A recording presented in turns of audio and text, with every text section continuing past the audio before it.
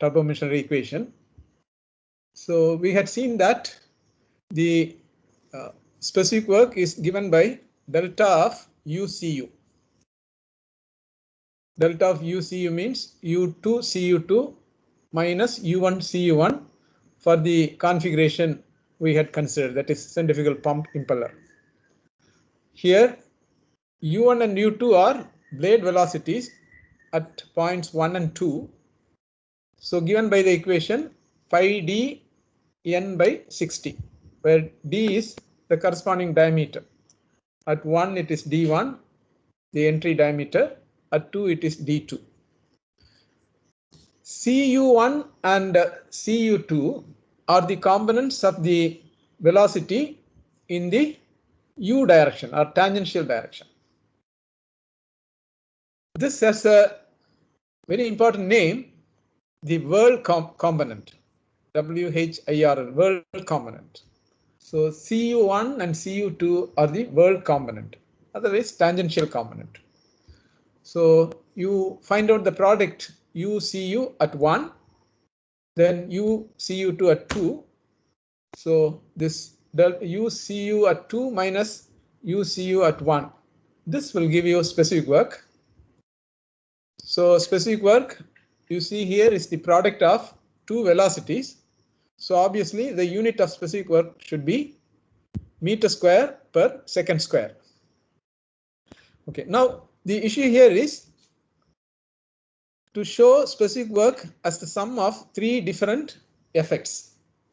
So for this, again the centrifugal pump impeller configuration is taken. So a part of the impeller is drawn with one blade. The velocity triangles at 1 and 2 are drawn. About velocity triangles we will discuss again in detail. Now for the exit velocity triangle, okay, where there the U2 is there, then there is one velocity W2 which is drawn tangential to the blade at the tip 2.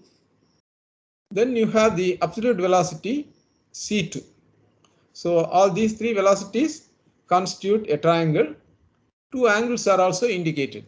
One is beta 2, which is the blade angle. Other one is alpha 2, which is the flow angle. Now for this exit triangle, applying cosine rule, we have the equation W2 square is equal to U2 square plus C2 square minus 2U2 C2 into cos alpha 2. Okay.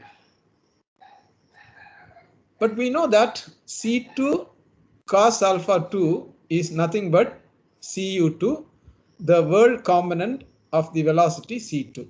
By definition, whirl component is the component along U2. So Cu2, the whirl component, is equal to C2 cos alpha 2.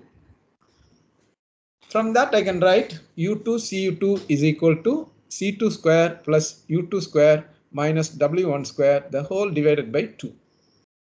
In the same manner, we can write U1 Cu1 is equal to C1 square plus U1 square minus W1 square by 2 by considering the inlet velocity triangle. So we have these two values U2 Cu2 and U1 Cu1. So you subtract the value U1 Cu1 from U2 Cu2 and you will get three terms. The first term is C2 square minus C1 square by 2 plus the second term is U2 square minus U1 square by 2. The third one is W1 square minus W2 square by 2. So for the third one, it is not W2 square minus W1 square, it is W1 square minus W2 square by 2. The first one, obviously it is very easy to note that it is nothing but the change in specific kinetic energy. So we all know that kinetic energy is half mv square. Specific kinetic energy means kinetic energy divided by mass. So it is nothing but c square by 2. So we have C2 square minus C1 square by 2 is the change in specific kinetic energy. The second one is the centrifugal effect. See, because of the rotation, you have the velocity u2 and u1 imposed on the fluid. So this difference will give you a term that is the centrifugal effect. The last one is the diffusion effect. This should be quite confusing because one should be very clear about what is diffusion. Okay. Now we know that the fluid dynamic passages could be a nozzle passage or a diffuser passage. A nozzle passage in the incompressible flow will be a converging passage where pressure will be converted to velocity. A diffuser passage is an expanding passage where velocity will be converted to pressure. So now relative velocity means as if the impeller is at rest.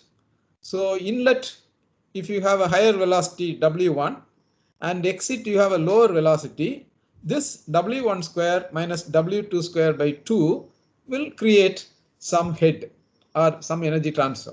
Okay, that is called the diffusion effect. Any doubt in this?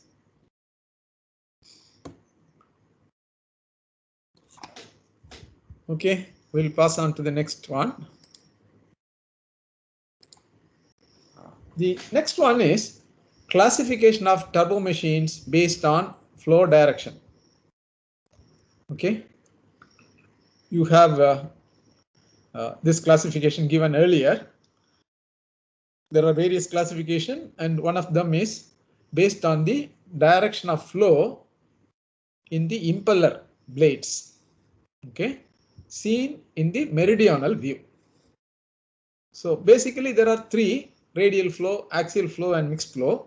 And sometimes one is added, the tangential flow, which is little different. Okay, so here I have given the two views of representative radial flow machine, axial flow machine, and mixed flow machine.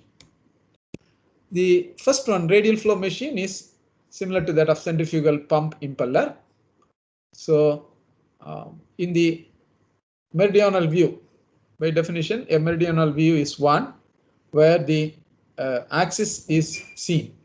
So along the length of the axis, a view that contains the axis. So the axis is indicated by the dotted lines. So in the meridional view, what you see here is the blades. Then the other portion, the solid portion where a shaft is attached.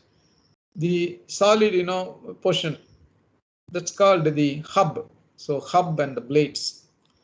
In the transverse view, you can see the number of blades. In this case, I have indicated 1, 2, 3, 4, 5, and 6 blades. Okay. So here on the rotor blades, you see the direction of flow is in the radial direction and not in the axial direction. In fact, perpendicular to the axial direction.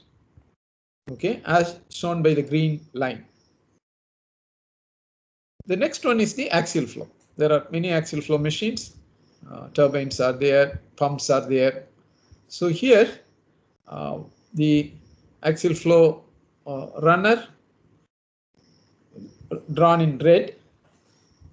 So the meridional view is given, and around the blades you have a stationary casing. A part of the casing is shown. In the transverse view, you can see the 4 blades and the casing around. In this, the flow in the meridional view is axial, as shown by the blade, green arrows.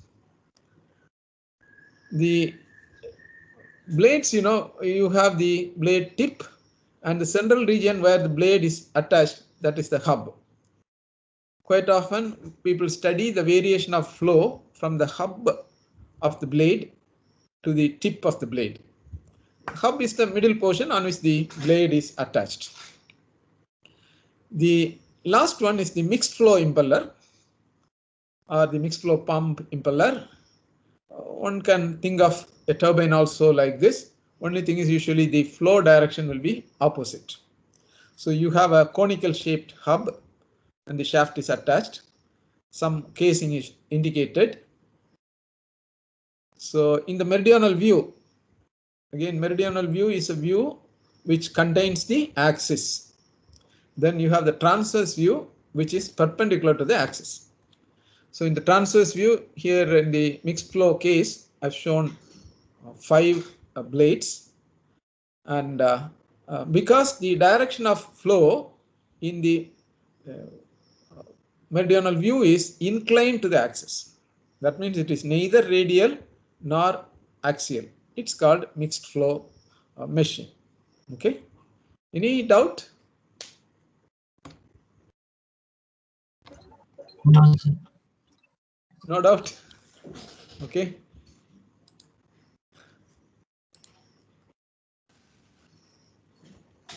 Sir, hello. Yes, Tell sir. me. In slide 1, in diffuser component W1 square, in slide 1, first slide.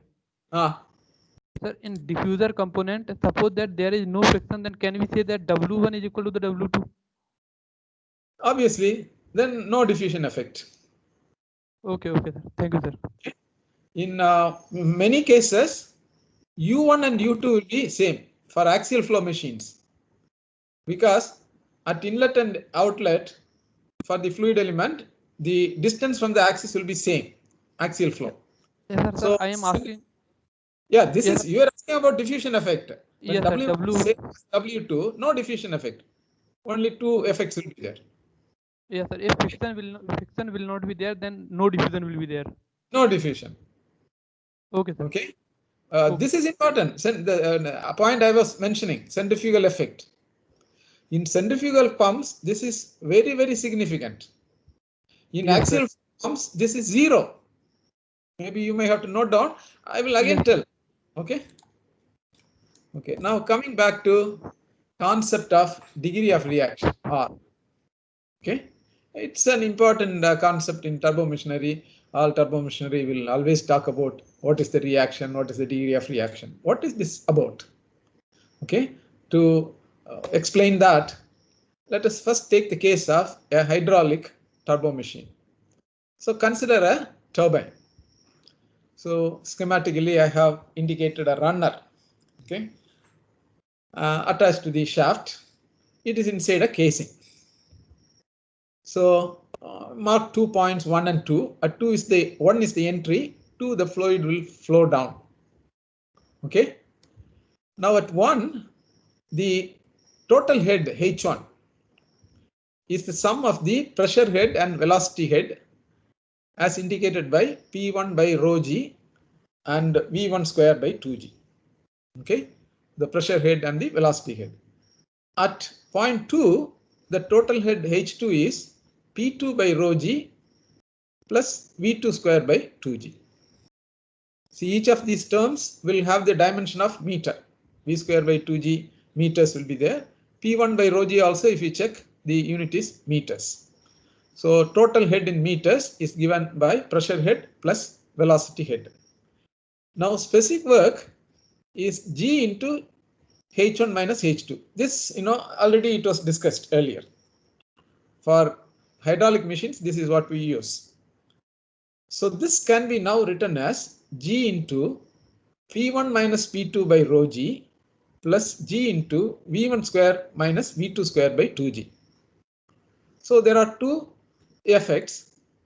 The first one, I say specific work due to pressure change. The second one is specific work due to velocity change.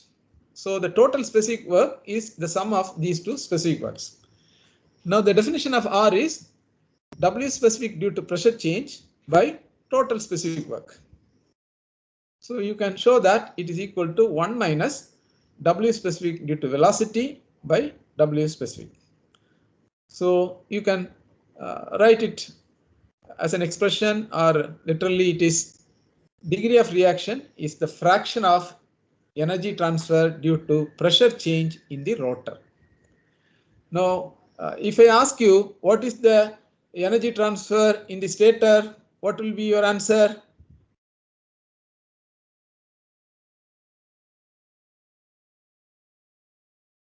Sir, no energy change in stator. There is no energy transfer. Usually there should be emphatic no. There is no. Why there is no energy transfer in stator? There is no motion in stator. Stator is like because it is stator is at mainly rest. it is work transfer. For work to be transferred, our fundamental says that force and the point of application of the force should have the displacement. move. Yeah, displacement. The product, force multiplied by the displacement in the direction of the force. That product gives you the work by definition. Okay.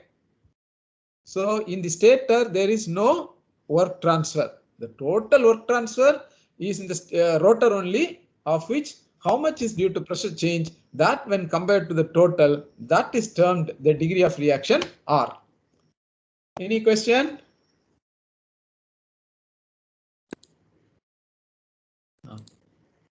See next something about the entropy temperature diagram. See, whenever we go to thermal turbo machines, this TS diagram cannot be dispensed with. It has to be there. Okay, temperature entropy diagram. In the temperature entropy diagram, for the discussion of turbo machines, we indicate the constant pressure lines. So always, the flow is from one pressure level to another pressure level. In a turbine, it will be from higher pressure to lower pressure. In a compressor, it will be from lower pressure to higher pressure. Now, when you draw these constant pressure lines, you have to think of these three important points. I have not numbered them. There are three. Then the first one is for a given pressure, dt by ds at constant pressure increases with S. Okay. In mathematical terms, the slope increases with S. So in the figure TS, you have the constant pressure line P1. I have indicated the slopes at point A and B, 2 points. Which one the slope is more, A or B?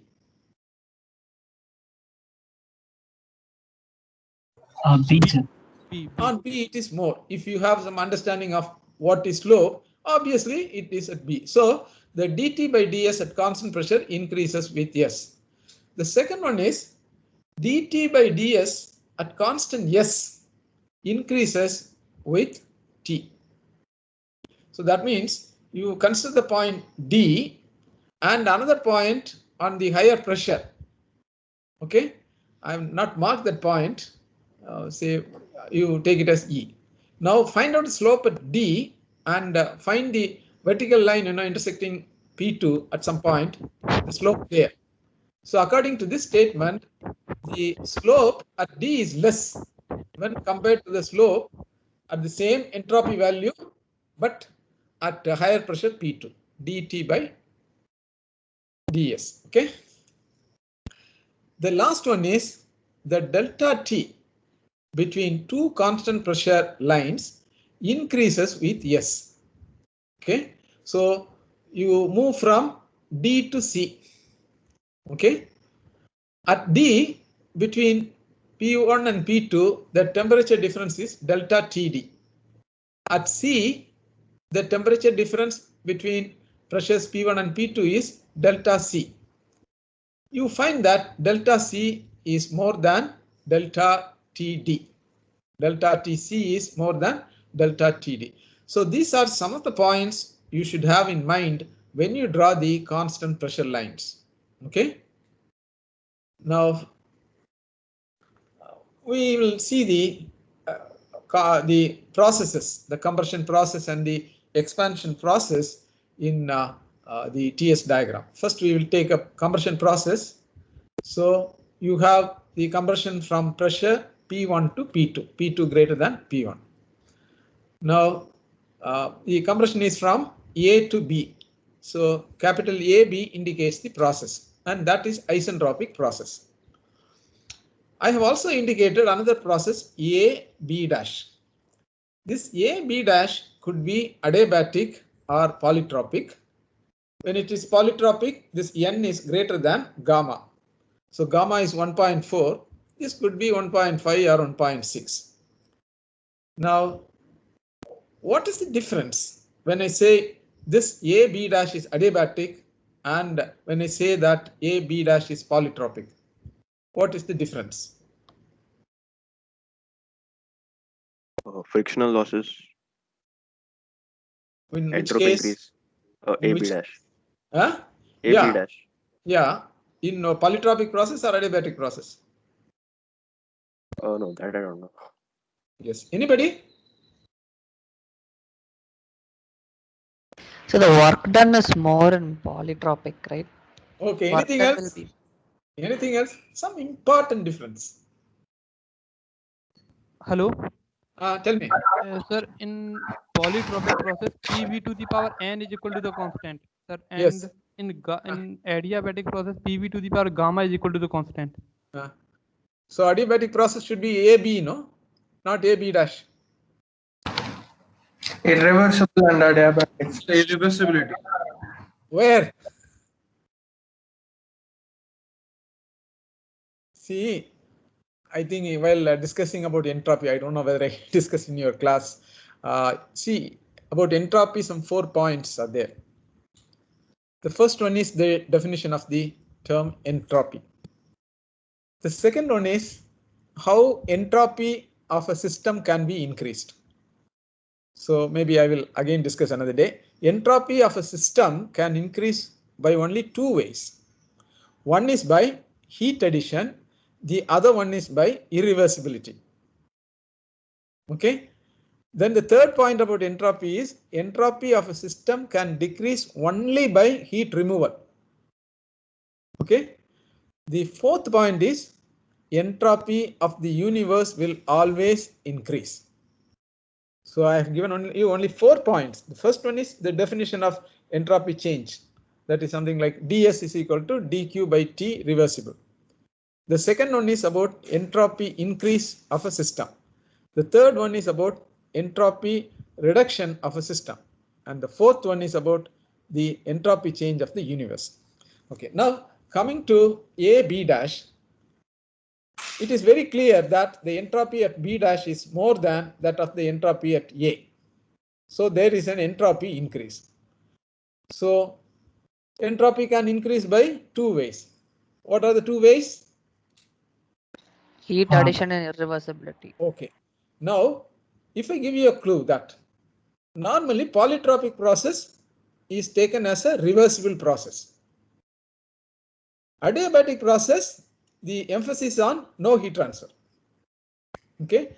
To say that an adiabatic process is an isentropic process, we say that reversible adiabatic.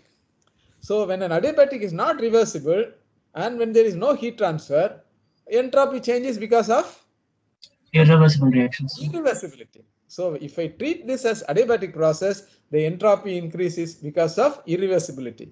If I treat this as polytropic process, the entropy changes because of Heat addition. heat addition. So remember, only there are 2 ways in which entropy of a system can increase: heat addition or irreversibility. Now, only thing is, if it is adiabatic process, I should show A B dash as dotted line. If it is polytropic process, I am allowed to show it as a continuous line. Okay. So some of the finer aspects of this. The next one is the expansion process. So here, from higher pressure P1 to P2, the expansion takes place. So AB is isentropic process. AB dash could be adiabatic or polytropic. Remember, if it is polytropic, the value of the index n is less than gamma. Okay. The previous case, the polytropic index n will be more than gamma. Here it will be less than gamma. Again, the explanation, same explanation holds good. It is clear that the entropy at B dash is more than that at A. So entropy increases. If it is polytropic process, we consider that the increase in entropy is due to heat addition. If it is adiabatic, it is because of irreversibility, friction. Any doubt in this? No, sir. Most clear.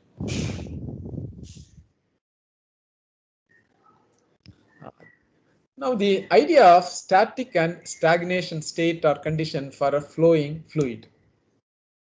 Okay, So in thermodynamics and in gas dynamics, we use these ideas very much. Stagnation condition.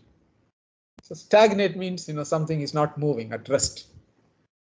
Now for a gas in a container, it is at rest. We can think of the thermodynamic properties, P, rho, temperature, and obviously V is equal to 0. This is a static condition. Now side by side, I have shown the flow of a gas through a pipeline with velocity V. Here, schematically, I have indicated two pressure gauges. One, on the wall. So that pressure is the static pressure, or people say wall static pressure. The other one, P naught, that is a stagnation pressure. Okay, you must have seen this diagram while studying about pitot tube in fluid mechanics. Okay, so pitot tube is an instrument used for measuring the fluid velocity by measuring the two pressures. So here also, the idea of stagnation pressure is there. So gas flowing in a pipe, you have the so-called static and stagnation condition. See, what happens is, in the measuring system for stagnation pressure, the fluid cannot flow, the high velocity fluid is brought to rest. So that idea is there. So for a flowing fluid to get stagnation condition, you have to bring the gas isentropically to rest. Okay, now I have a TS diagram. By now you are a little familiar with TS diagrams. So I have the static conditions indicated P and T. So you have, the stagnation condition, which is higher, and the corresponding pressures P and P naught. If the process by which the fluid is brought to rest isentropically, this T will become T naught. And through T naught, I can think of a constant pressure line. That is a stagnation pressure, P naught. Suppose I am not able to do that isentropically, and there are a lot of friction, I may end up with 0.1 or 0.2. And if I am to draw constant pressure lines, the P naught values will be less here. P naught 1 will be smaller than P naught 2 will be smaller than both. So as you move towards the right here, the entropy increases, the quality of energy decreases, so also the stagnation pressure value will decrease. Now, if I think of moving towards left side, I can get 0.3, but then the entropy is decreasing there. Okay, that is not possible. So it is possible only if I am removing a lot of heat. Otherwise, it is not possible.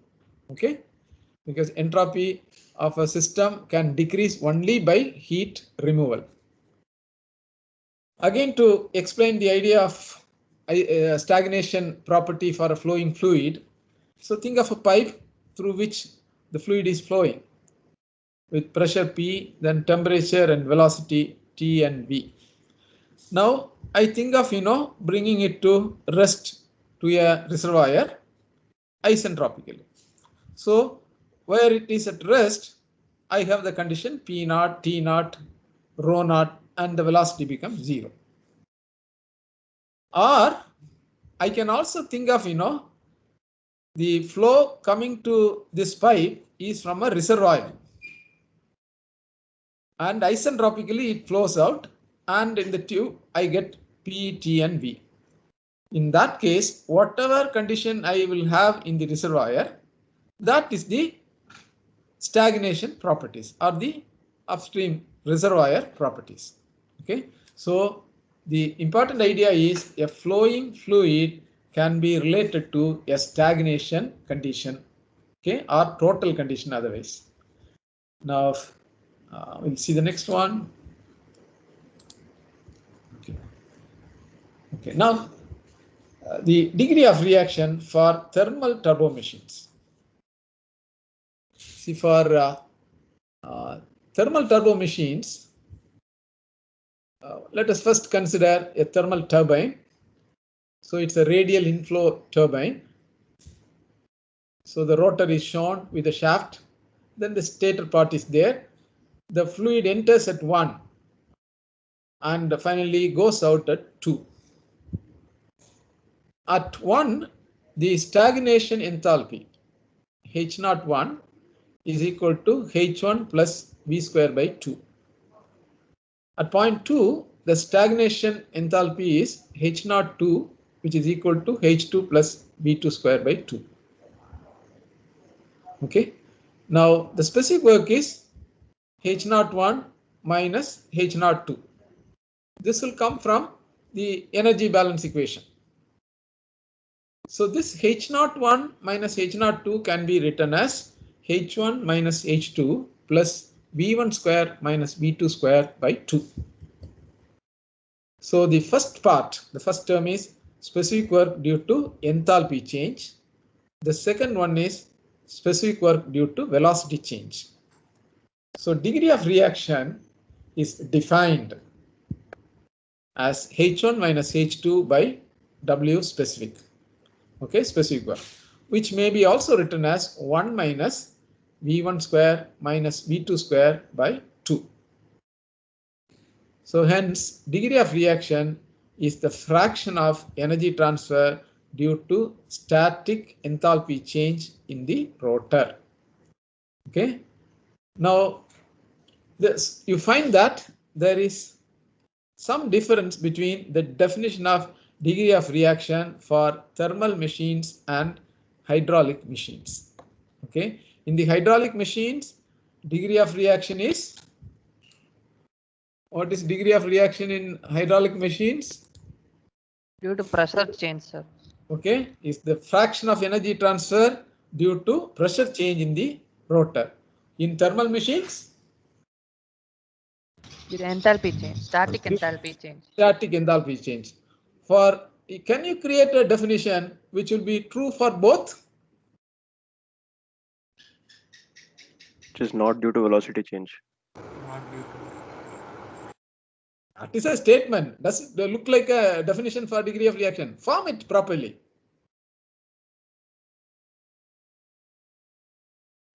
Is it very difficult? Degree of reaction is the fraction of energy that is not due to the kinetic energy. Or I may say that degree of reaction is 1 minus the fraction of energy transfer due to change in kinetic energy. Please note that degree of reaction is 1 minus the fraction of energy transfer due to change in kinetic energy. Okay. So any doubt in this? Okay. From today onwards, we are going to form a new habit. Okay. So in another 10 minutes, you have to, write briefly on half a A4 sheet, not one full A4 sheet, half A4, which is called A3. Okay. I'm sorry, A5. Okay. Half of A4 is A5. In that, you write your roll number and maybe name, write briefly about what all things were discussed, and if you have any suggestions or any questions, that also you can write and you post it to my WhatsApp. Okay, so that will give me some idea about how you are attending, and this will be something, some record for your attendance. I want you to do this definitely before 12:30. Okay, now I will close this.